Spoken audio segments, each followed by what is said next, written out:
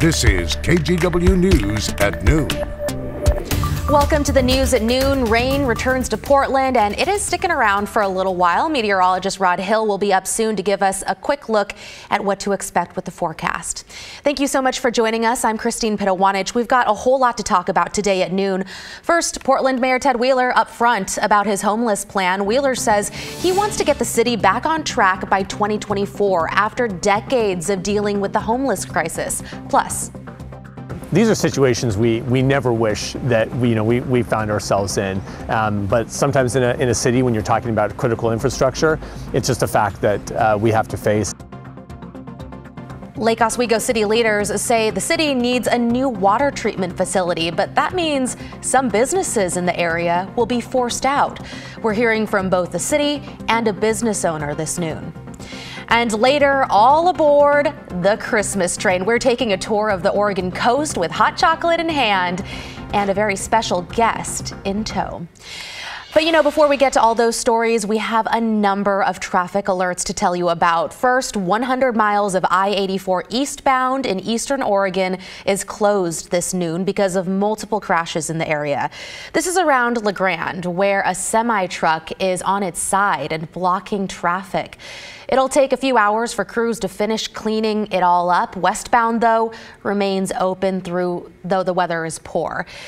ODOT says be cautious when following GPS apps since they may not show road conditions. Be sure to check tripcheck.com before heading out. And crews are working to clean up a crash on a stretch of Highway 26 in the Coast Range just west of Banks. Officials say it could take several hours to completely clear the road. Flaggers are directing traffic through one open lane. And to another traffic update, this one on Highway 30, where crews are still working to clean up a landslide that happened there last week.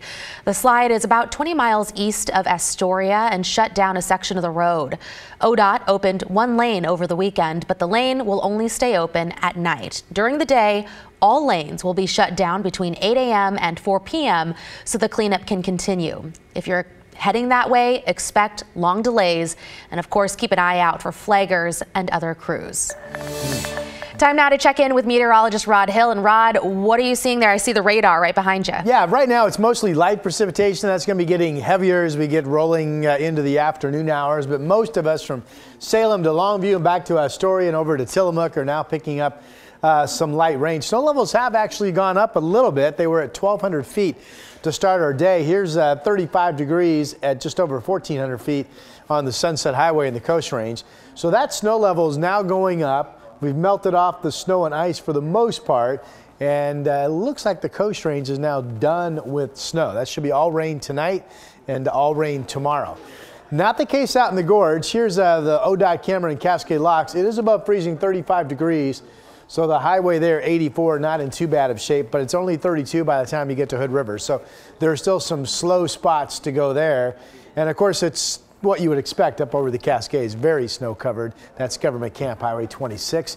We talked about the closure on 84 out in eastern Oregon. Here's Cabbage Hill on I-84. A lot of snow on the ground. More to come. I know Baker County is expecting 6 to 10 inches of snow, picking up later today through tomorrow. Real quick, here are your numbers. Portland's at 41. 44 in Salem, a little bit warmer there.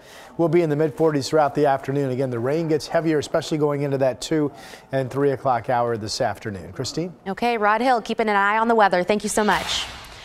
Now to a sad update out of Clark County. This morning we got word that the 6-month-old investigators say was shot by his father earlier this week has died.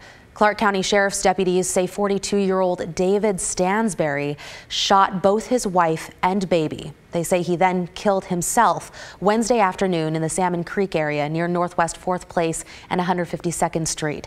Today, the mother is still recovering in the hospital. Investigators say she was with her child when he died.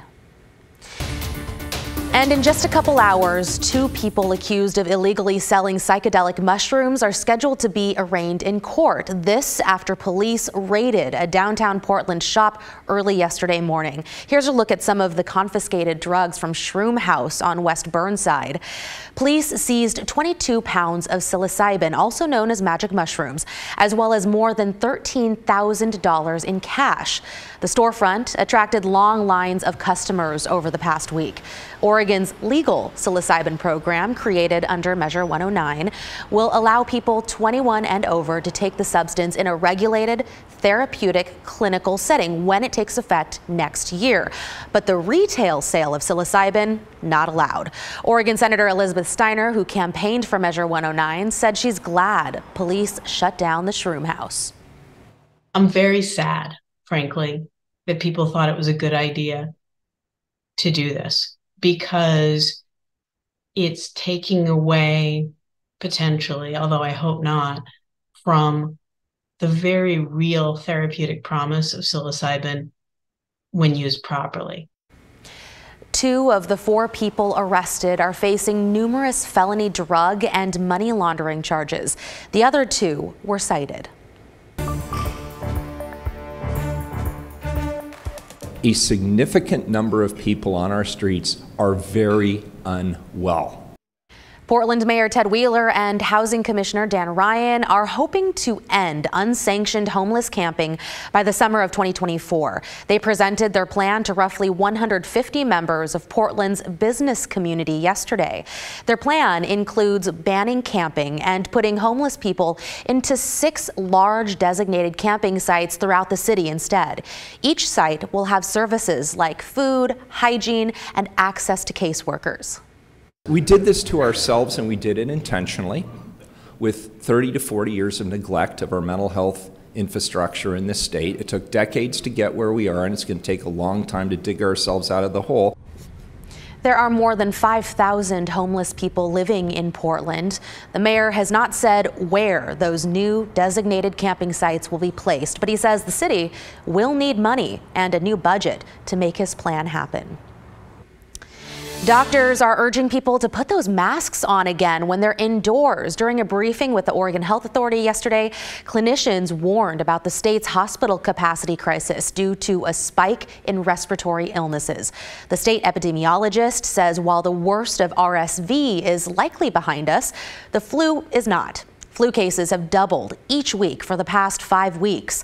Healthcare workers are reminding people to regularly wash their hands and stay up to date with vaccinations. Now to Lake Oswego, where the city is planning to build a new water treatment facility. Officials know where they want to put it. The problem is that longtime local businesses lay in that new footprint. Because of what's called eminent domain, those businesses will now be forced to move. And for some, that's just not a realistic option. Our Chris McGinnis spoke to both the business owner and the city. I need a job. I need my job, what I do for, my living. That's what's at stake for Bill Erickson, who's anchored his auto repair business on Foothills Road in Lake Oswego for 33 years. He and neighbor Lanny Instaness, owner of Lanny's Marine, bought this property outright in 2018 in hopes of securing a future, and with both men in their 60s, a retirement. This property is vital to your business. Absolutely. I couldn't run with anything less than an acre or so of property, of usable flat land. The problem?